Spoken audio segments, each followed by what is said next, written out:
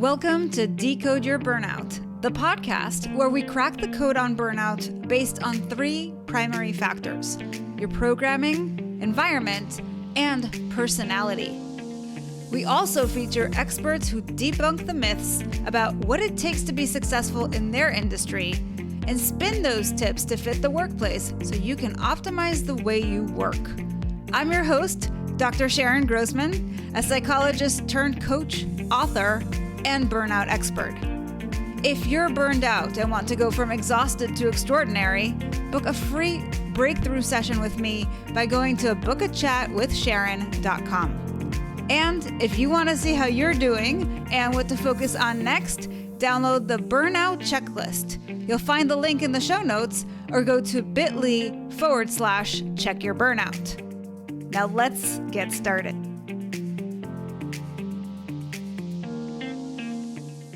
Hello, Decode Your Burnout fans, and welcome to another episode with me, Dr. Sharon Grossman. Today, I'm joined by Dr. Wendy Nickerson, who's a licensed psychologist in both Arizona and Nova Scotia, Canada. She's the author of Wild Women Never Get the Blues, a speaker, and founder of the Nickerson Institute of Integrative Health Training. Through years of personal experience and a decade of discussing intrapersonal and interpersonal difficulties with clients in Canada and the United States, Dr. Nickerson understands the detrimental effects of a depleted self-image, detachment from self, lack of empowerment, and overwhelming stress. In her clinical practice, she's developed innovative strategies for achieving the highest levels of wellness for both individuals and organizations. I'm so pleased, Wendy, to have you on the show. Thank you so much, Sharon, for having me on the show. You make me sound so important. Well, you are important. Now, what we often do is we start out with a burnout story. And I understand that you've experienced burnout before. So if you would be so kind, please share with us what your experience was like. Okay. I've actually experienced burnout twice. First time was in 1999 after 10 years of being in university, straight through as a single mom, actually living on welfare and subsidized housing at that time. And the most recent time has been recently, actually, that I've experienced a burnout. It kind of came again over the course of a couple years.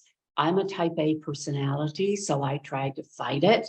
It started with not sleeping well and having pain in my body that couldn't be... There was no logical reason for the pain. Also depression, and then getting very anxious and losing motivation. I think the worst part about it, though, Sharon, was that the shame that comes along with it. I was a fitness for duty officer in a large healthcare organization, and I worked with a lot of healthcare providers who were experiencing burnout. And I didn't really realize the depth of the shame that we experience, or guilt, and all of the core schemas that come along with that, like I'm not successful, I'm not good enough, I'm not strong enough, that perpetuate that shame. And ironically, the reason we push ourselves so hard is because we feel like we're on a mission. We feel like we're here to fulfill our life's purpose. And it drives us. It drives us. I equate burnout to cancer. If you have cancer in the fourth stage, as burnout in the fourth stage, it's time to stop. In the first stage, when you start getting some of those symptoms and the body is starting to tell you, hey, wake up here. Something needs to change.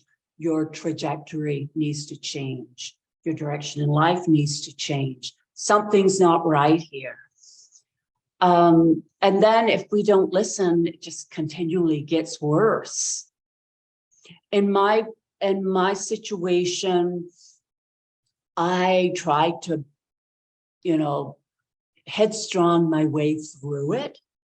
And then I realized, okay, I need to cut down on some of my work. I was teaching at several different universities, plus I ran my own institute. And I needed to cut down on some of my work. I needed to make time for fun. I realized that I didn't know really what fun was. And also to set boundaries around, because I work from home mostly, to set boundaries around my home time. Like on weekends and evenings, have my home time. If I'm teaching for 2 different universities, don't try to be teaching for both of them on the same day, because there's so many students and so much information. The overwhelm is tremendous. And so like categorizing our work helps to give us a sense of mastery, but definitely cutting back and changing the direction. I've changed the direction of my life. I will be spending more time traveling and working in different countries, and I'll be focusing more in all of my trainings on the importance of spiritual meaning. Tell us about that. Very important. So tell us, when you say the importance of spiritual meaning, and that's something that you're going to be sharing, what do you mean by that? Well, I kind of reflect upon it in my book, Wild Women Never Get Blues, and it's about being authentic to our soul's imprint. It's about being authentic to our purpose for being here on earth, and not straying because of fear of money, fear of not being successful. I've incorporated a lot of spirituality into my work, but I realize now the trajectory needs to be geared more towards that, especially given that people are looking for higher order consciousness, answers in higher levels of consciousness.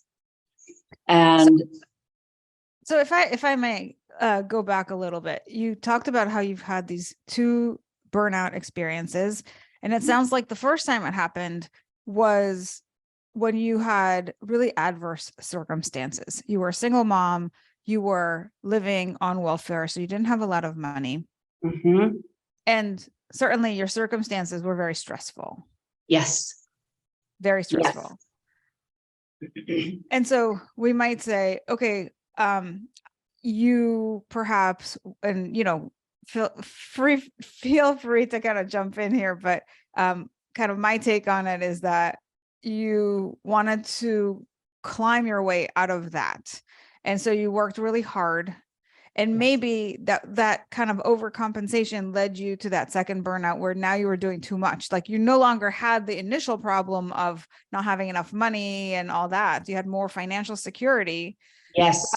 But then you lost yourself in the work. Yes. And that's where you didn't know what fun was anymore. And that's where you were spending your nights and weekends and just like basically working all the time. That at some point you were just like, I'm exhausted. You've nailed it. You've nailed it. I think when that is a part of our personality, sometimes it takes 2 bouts of burnout to get it, to really get it, because it just feels so bad. It really feels bad on a mind, body, spirit level. I mean, it's almost like zombie-like. And you're right. Yeah, the first bout did help to get me out of all of the generational distress of financial poverty. But I still had that drive that our culture impedes upon us to do better, more and more. And yeah. And then, Sharon, I think of a friend that I had in Arizona. She told me about a friend of hers who lived in California, And he owned a large bread business, a multi-million-dollar bread business. And she told me this about 15 years ago. And I'm thinking, and then she tells me that he lived in a small cabin up on a mountain. Mm. And he would invite people over, they would have a glass of wine. And she said it was so basic that she couldn't believe he was the owner of that large bread business. I would love to be somebody like that. That is awesome. So burnout can actually, and he had experienced burnout. So Okay. burnout can actually be such a blessing in disguise. Totally. Thank you for saying that. It gets us clear on what's important. 100%. And, it also reflects the statement, do less, make more headway by doing less. Right. Which totally goes against our third dimensional logical mind. Totally. Yeah. So you talked a little bit about the shame that comes out, and I don't think we talk enough about that. So when I think about shame coming out of a situation where, you are setting yourself up to be very productive, and then burnout sets in, and all of a sudden your productivity goes down because you just don't have the mental focus, you don't have the energy, you kind of lose your motivation, you're not sleeping, like everything goes haywire. Then the response to that is, there's something wrong with me.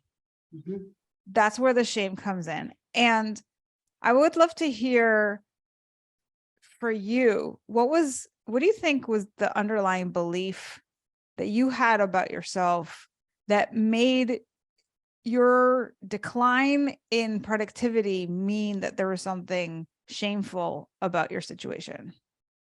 I think it stems back to my childhood, growing up in such poverty. The belief was, you're not good enough. And I mean, we all, to some degree, I think, have some essence of that belief floating around in our brains somewhere. For sure. But I think that was in the driver's seat. You're not good enough. You're not doing enough. You're not good enough. And yeah, I think that was, and when we get to realize that we are good enough just by being here, just by doing one thing for another person each day, if we get the opportunity, like we don't have to run ourselves in the ground to prove our worth. And I think maybe as a single mom, I learned that I had to run myself into the ground just in survival, like just to survive. And once we engage in that survival brain and the amygdala, that's when all of the negative feelings just roll right in. Like, I'm not good enough, you're not successful. But I'm not good enough was the main one. So if you had to go back to your previous self, the one that was living on welfare and was in subsidized housing, and you said to that version of you, you really have nothing to be ashamed of, and you don't have to run yourself ragged. Like what would be like the thing that you think may have made a difference for your younger self to hear, so that you could engage in a way that does lift you out of poverty, but not drive you so hard that you burn out? I think someone having some sort of personal development, whether it be a therapist, a coach, or what have you, friend, a family member, just point blank say, you are good enough. I am so proud. It needed to come from outside, it seemed. I am so proud of what you are doing. And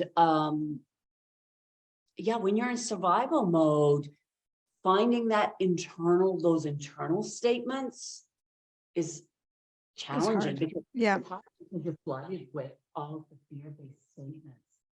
Yeah, I'm glad you brought that up because it's making me think. Like, I was just interviewing a former client of mine to ask him what was his experience like as a result of our work together. And one of the things he said is, I just hear you now as a voice in my head. And Yes. one of the things that he had struggled with was feeling like he was not a good person. He Mm, wasn't doing enough, like all the things that we tell ourselves, right? mhm. And he said, and it's like, I don't even remember all of our conversations, but he remembered, right? Because at one point, apparently what I said to him was, you're a good person, or like you're something along those lines, right? Yes. And it really stuck with him. And so that coming from the outside then infiltrated, and now he hears his own voice telling him that he's okay, that he's fine, that he doesn't have to drive so hard and all this stuff. So I think there is, I mean, we don't want to always, I always caution about this. Like, we don't want to always be looking outside of ourselves for that approval and that appreciation. You know, a lot of times people actually burn out specifically because they're not getting enough of that and they're craving Right. it so much. So definitely there's a place for it, especially Yes. if we can't give it to ourselves yet. But Mhm. we do need to work towards that point where An we inside job. start to actually tell ourselves that and turn that voice around from being really critical that drives us to work way too hard, as Mhm. a lot of doers definitely are working too hard. There's a lot of workaholics out there, and there's a lot of thinkers who are overcome with all of the negative self-talk, and that's driving the perfectionism and the need to constantly show up and prove something, or the imposter syndrome, right?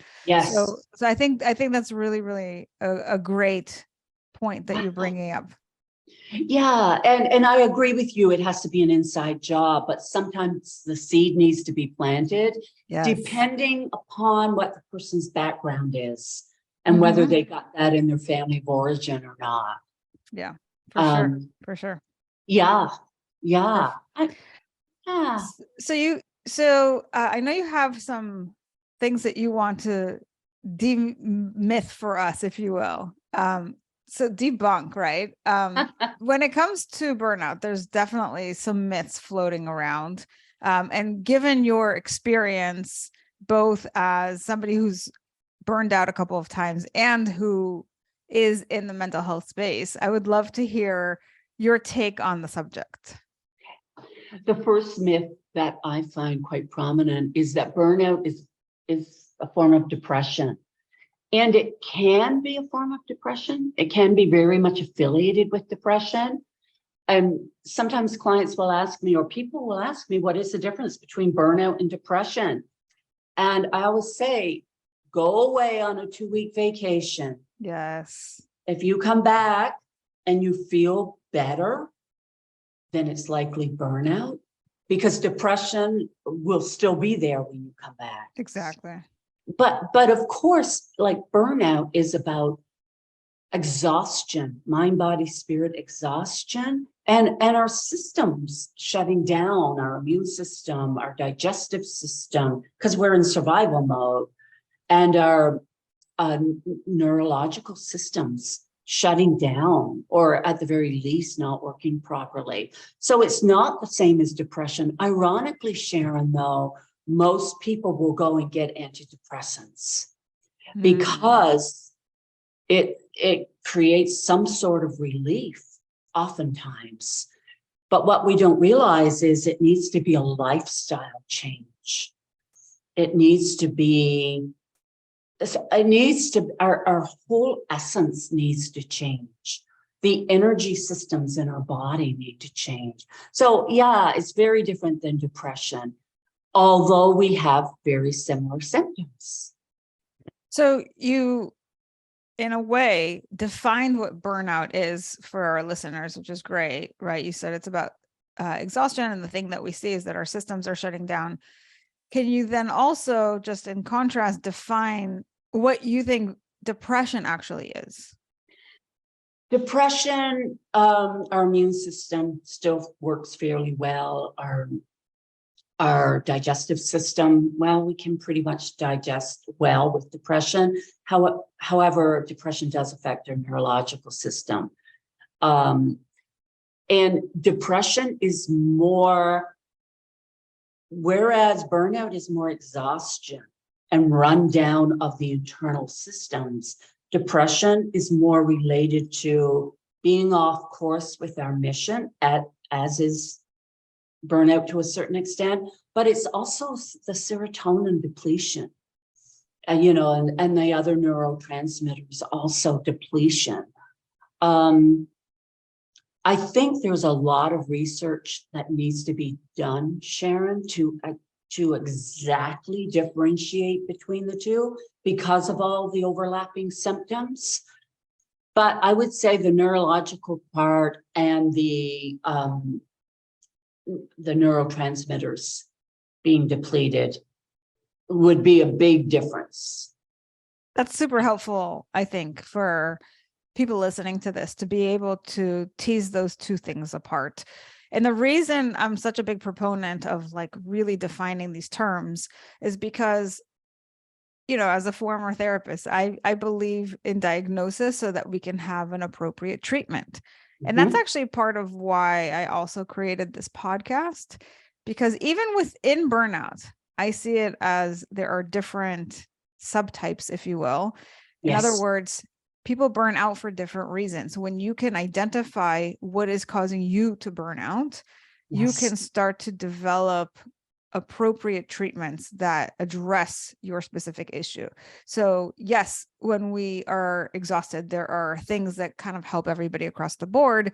But with some people, it's about doing less. With other people, it's about managing the negative thoughts in their mind. For other people, it's about setting boundaries. Like there's all different things that we can do. And sometimes it's all of them.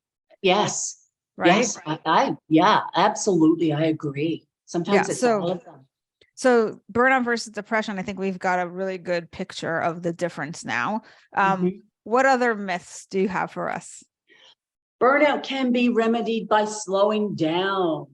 Well, as you just said, if we're out of alignment with our authentic mission, and if we're not setting boundaries, and if we're still having tons of negative thoughts, then slowing down isn't going to cure it. It takes all of the above. That's why I feel so strongly about mind, body, spirit interventions. Because I've tried within myself and I've tried with clients just to do, eat healthy, exercise, change your thoughts. And that helps, but it doesn't really cure it in my experience. Makes it just like on a back burner, ready to come back at any time. But if we get to dig a little bit deeper, it tends to give us more grounding for a firmer healing. And by deeper, I mean, get into the spiritual component. Who are we? What do we want to accomplish? Or what do we want to be? And listen to me what I just said, Sharon. I heard you. What do we want to accomplish? So do you see how it's like still there? It's when really it's the important thing is, what do we want to be? Who do we want to be? That's right. Yeah. And I think you are an example of somebody who's really transformed from the doing to the being. I'm getting there, but it's a process. It's a process, a wonderful process. It is a wonderful process. Okay, so we know that it's not enough to just slow down, that it can be helpful, but it's not the whole picture. What else you got for us? You got one more. We should be able to withstand ongoing pressure. Well, no, our bodies are not designed for that. Especially I think of healthcare workers and I think of teachers. And mostly because I've worked as a psychologist in those fields, that I see, maybe that's why I'm thinking that they're the ones who think that they can withstand ongoing pressure. But what they're not aware of is that ongoing pressure is sort of like the bear chasing us every day, all day long. Nobody would be able to withstand that, but it's such a gradual assimilation and accommodation to get used to that much pressure. I think of the frog in the water, turning up the temperature of the water 1 degree at a time. It will stay there until it dies. And, we're kind of like that. And I just think that we need to realize that our bodies nor our minds are meant to withstand the broken systems that we're trying to work in right now. And a lot of the systems are making changes, which is good. But I especially see it in the healthcare industry. Yeah. So, I want to come back for a second to your definition of burnout. You said two things. You said it's about exhaustion and our systems shutting down. And so my takeaway from that is that we need to do whatever it takes to boost up our energy because we're exhausted. So getting back to baseline in terms of energy and to get our systems back up and running. Mm-hmm. Mm-hmm. And basically what you're saying is in order to do those two things, you need to have a mind, body, soul Spirit approach. Absolutely. Okay. That's been my experience personally and clinically. Maybe others have a different experience, Sharon, but that's been my experience. Yeah, no, and it sounds really comprehensive, which is it is very comprehensive. And it's those that take the mind, body, spirit approach to healing, they say that the burnout was, as I mentioned before, such a blessing. Yes. It got them going in the right direction. And when we can see it like that, rather than seeing it as a victim or why can't I withstand this pressure and on, then you can see that it's happening for us rather than to us. It just changes that notion in itself relieves some of the pressure. Yeah. That it's happening for us. Okay, so just to sum up everything that we've talked about, and you've shared some really great things. When we are doers, we are going to be very driven to be accomplished. You talked about how you're a type A. And if you've got some underlying shame about not being good enough, that's going to drive you to do more. And then you might burn out in the process. And that burnout can be a wake-up call because it's a way to reset, to rethink the way that you're going about your life, to rethink what's truly important and how can you show up in a meaningful way so that you can accomplish your life's mission without suffering and breaking down in the process. I love the way you've summarized that. I couldn't have summarized it any better. Awesome. So Dr. Wendy, this has been really very, very cool to hear your take on it. And I appreciate you sharing your experiences and your expertise. If somebody is interested in learning more about you, where should they go? They should go to www.nickersoninstitute.com. We have lots of integrative health programs, mainly the integrative health coach training program in mental health, but a lot of organizational courses and personal courses at the Institute. They can also purchase my book, Wild Women Never Get the Blues, on that website. And if they want to reach out from the website, I hope they sure do feel free to do that.